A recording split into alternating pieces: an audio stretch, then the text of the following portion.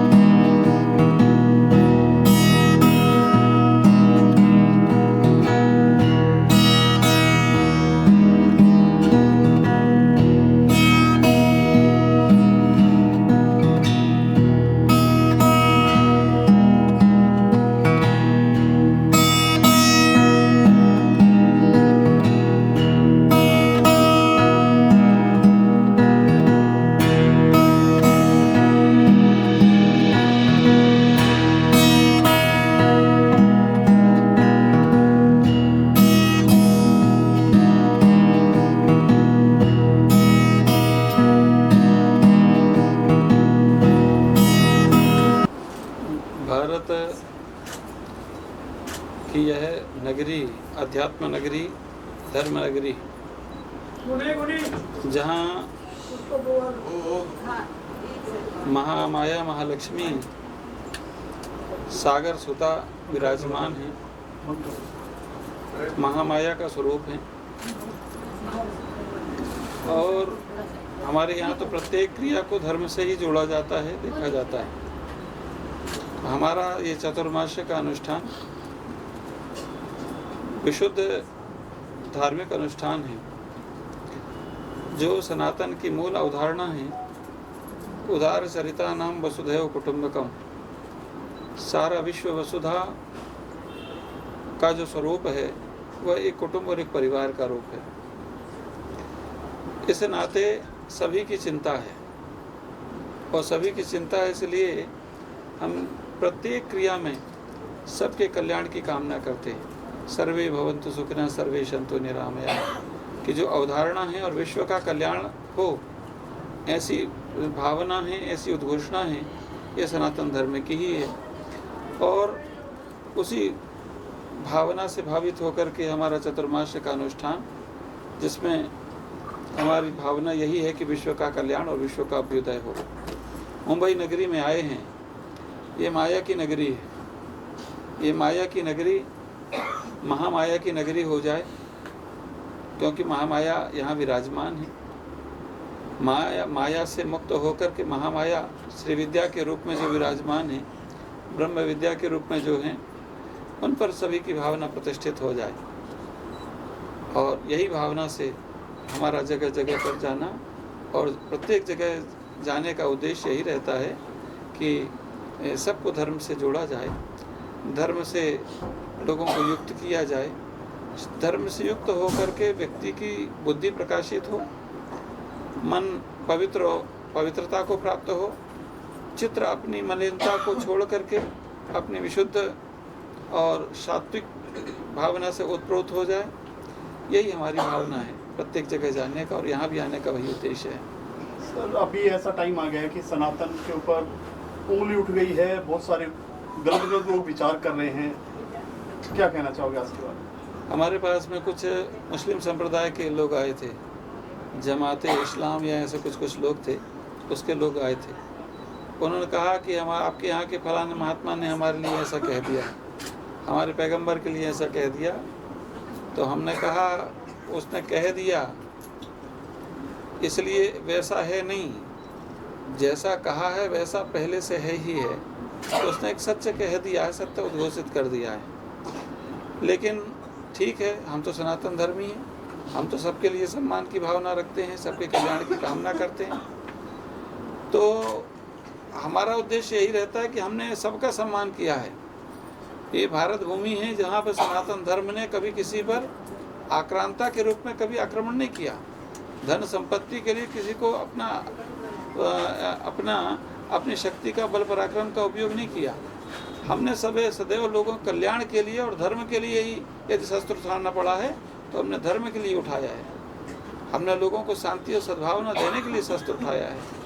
तो हमारा उद्देश्य तो पवित्र और पावन है, लेकिन जो सनातन के ऊपर उंगलियां उठाते हैं वो स्वयं नष्ट होने के लिए ही तैयार रहते हैं, क्योंकि सनातन सदैव से था, सदैव से है और सदैव से रहेगा। सनातन का अभिप्राय ही होता है शाश्वत सत्य, जो सत्य एवं सनातन, जो शाश्वत है, नित्य है, उसका नाम सनातन है। और ऐसी सनातन अवधारणा के प्रति यदि कोई उंगली उठाता है तो वो तो सूर्य को अस्तित्व को नकारने जैसा एक उल्लू को ही स्वरूप माने, है ना। जिस तरह से कई वर्षों तक भगवान राम की जन्मभूमि को, सूर्यवंशी भगवान राम की जन्मभूमि को और लोगों ने नकारा, हाँ, लेकिन सूर्यवंश के भगवान राम का उद्भव राम जन्मभूमि अयोध्या में है, इसका तो और प्रमाण भी हो गया और आज वहाँ भव्य मंदिर का निर्माण भी हो गया। जिस तरह से सूर्यवंशी भगवान राम अयोध्या में पैदा हुए, लोगों को समझ में नहीं आ रहा था। जैसे सूर्य होता है ना, सूर्य है, ये उल्लू को पता नहीं होता, ऐसे ही उल्लू के भट्टों को ये सूर्यवंशी भगवान राम का शाश्वत स्वरूप, सनातन का शाश्वत स्वरूप समझ में नहीं आने वाला। सनातन को समझने के लिए बुद्धि चाहिए, और गोमांस खाने वाला व्यक्ति, गौ माता की हत्या करने वाला व्यक्ति कितनी बुद्धि धारण करेगा, हाँ, जो सनातन को समझ पाए। सनातन को समझने के लिए बुद्धि चाहिए, विवेक चाहिए, ज्ञान चाहिए। अब इस्कॉन में जो हुआ है बांग्लादेश में, सर उस पर क्या प्रतिक्रिया आपकी? बांग्लादेश में जो कुछ हुआ है वो बड़ा चिंता का विषय है। वह सिर्फ हमारी आध्यात्मिक विरासत को नष्ट करने का, हमारे आस्था और वासना के स्थलों को नष्ट करने का ही कलुषित प्रयास नहीं है, वरन विश्व में लोग ये जान जाएं कि कौन सा संप्रदाय है, कौन सा धर्म है, वो लोग कौन हैं जो सारी मानवता के हत्यारे हैं। वो सारे विश्व के लोगों को समझने के लिए, आँख खोलने के लिए वो एक घटना है, जो हजारों हिंदुओं की वहाँ पर एक दुर्गति की गई है मुस्लिम संप्रदाय के लोगों के द्वारा। हमारे उपासना के स्थलों को तोड़ा गया है, आस्था के स्थलों को तोड़ा गया है। लेकिन समझने जैसा भारत के लोगों के लिए भी है कि भारत की सरकार को भी समझना पड़ेगा कि जो वहाँ पर इस तरह का उपद्रव कर सकते हैं, वो भारत के अंदर में यदि प्रवेश कर रहे हैं ऐसे बांग्लादेशी, ऐसे रोहिंग्या, तो हमारे देश की क्या स्थिति करेंगे। जब वो अपने देश में अराजकता का वातावरण फैलाए हुए हैं तो हमारे देश में तो शांति करेंगे नहीं। तो भारत की सरकार को चाहिए कि एक तो वहाँ की जो हमारे हिंदू भाई हैं उनको सुरक्षित रखने की जिम्मेदारी ले, साथ ही साथ में जो CAA का जो कानून है, NRC का जो कानून है, वह सख्ती से पालन हो, और जो पड़ोसी देश में हमारे हिंदू भाई हैं उनको सुरक्षित संरक्षित रूप में यहाँ पर लेकर के आया जाए। और दूसरी बात, हम एक बात और आपके साथ इस प्रश्न के साथ में एक बात और जोड़ना चाहेंगे कि देश का विभाजन धर्म के आधार पर हुआ था, हिंदुस्तान और पाकिस्तान। मुस्लिम संप्रदाय के लोगों ने कहा था कि हम हिंदुओं के साथ नहीं रह सकते, क्योंकि हमारी प्रकृति अलग है, हमारी उपासना अलग है, हमारा रहन सहन, हमारा खान पान अलग है। तो हमने भारत माता के 2 टुकड़े करके और एक भाग पाकिस्तान के रूप में दिया। धर्म के आधार पर हुआ है। आप हमारे साथ में नहीं रह सकते, यह कह करके आपने पाकिस्तान बनवाया है। तो यहाँ जो मुस्लिम भाई हैं उनसे भी हमारा करबद्ध निवेदन है कि वो यहाँ से प्रस्थान करें।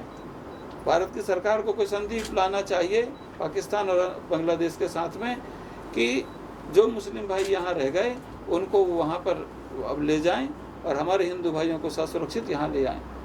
दूसरी बात, यदि कदाचित जब तक मुस्लिम भाई यहाँ से नहीं जाते हैं तब तक ये निर्णय किया जाए, संविधान में एक व्यवस्था दी जाए कि भारत में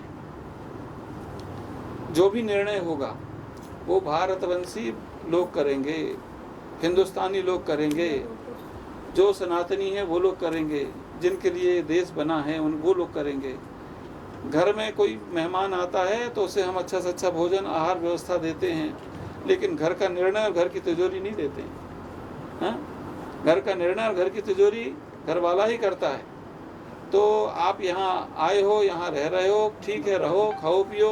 हम तो कुत्तों को भी रोटी डालते हैं, कुत्ते की तरह तुमको भी दे देंगे 2 रोटियाँ, पड़े रहो। लेकिन यहाँ पर निर्णय करने का अधिकार, जैसे वोटिंग का अधिकार, संवैधानिक पदों में बैठने का अधिकार सिर्फ और सिर्फ यदि किसी को होना चाहिए तो सिर्फ यहाँ पर भारत में जो पैदा हुए लोग हैं और भारत में जो धर्म पैदा हुए हैं उन्हीं को होना चाहिए, और उसके अतिरिक्त किसी और को नहीं होना चाहिए।